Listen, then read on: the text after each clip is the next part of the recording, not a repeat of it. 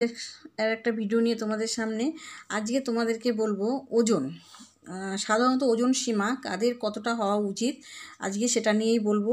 চলো তো বলি উচ্চতা।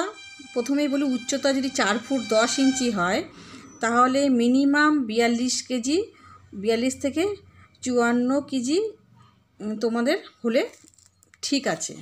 4 ফুট 10 যাদের, তাদের কথা বলছি, তাদের 42 কেজি থেকে 54 কেজি, এর বেশি নয়। ওয়েট বেশি হলে কিন্তু আমাদের অনেক প্রবলেম হয়। 4 ফুট 11 যাদের, তাদের 43 থেকে 55 কেজি ওজন থাকা ভালো। তারপরে হচ্ছে উচ্চতা 5 ফুট যদি থাকে তাদের 44 থেকে 57 কেজি হলে মিনিমাম ভালো। 5 ফুট 1 যদি উচ্চতা হয় তাহলে 45 মানে 45, মিনিমাম 45 থেকে 58 ওয়েট থাকা ভালো। 5 ফুট 2 উচ্চতা, যদি 5 ফুট 2 উচ্চতা হয় তাহলে 46 থেকে 59, মিনিমাম 59 থাকলে ঠিক আছে। 5 ফুট 3 যাদের, তাদের 47 থেকে 61, এর বেশি উচ্চতা হলে আমাদের তখন শরীরের ওজন বেড়ে গেলে আমাদের কী হয়, নানা রকম রোগের সৃষ্টি হয়, হাঁটু ব্যথা, নানা রকম ব্যথা বেদনা শুরু হয়ে যায়।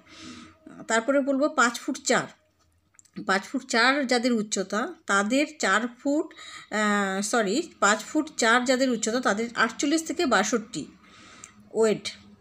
5 ফুট 5 যাদের উচ্চতা তারা 49 থেকে 65, এর উচ্চতা এরকম হলে 65 হলে ঠিক আছে, মিনিমাম 65 কেজি, ঠিক আছে। তাহলে এদের তোমাদের এটা বললাম যে 5 ফুট 5 হলে 49 থেকে 65, এটা গেল আজকের ওজন সীমা, মানে উচ্চতা যাদের, তাদের মিনিমাম কত থাকা দরকার সেটাই আজকে বললাম। সুতরাং দেখো, দৈহিক সৌন্দর্য রক্ষা করতে হলে খাদ্য তালিকার সাথে আমরা ব্যায়ামও করতে হয়। আমাদের শারীরিক রূপকে সতেজ তুমি রাখতে গেলে যে সমস্ত পদ্ধতিগুলো অবলম্বন করার প্রয়োজন সেগুলো হলো যোগাসন, তারপর হচ্ছে অ্যারোবিক্স, জগিং, সাইক্লিং, জিমস্টিক ইত্যাদি। এগুলো আমরা যেমন সাথে সাথে মুখের যত্ন করি, চুলের যত্ন করি, সেরকম আমাদের শরীরেরও দিকে আমাদের খেয়াল রাখতে হবে।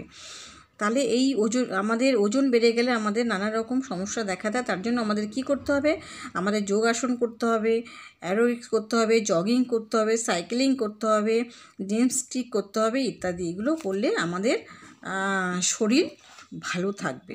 ঠিক আছে, আজকের ভিডিও এই পর্যন্ত। পরের ভিডিও নিয়ে আবার আসবো তোমাদের সামনে, নতুন ভিডিও নিয়ে তোমাদের সামনে আসবো।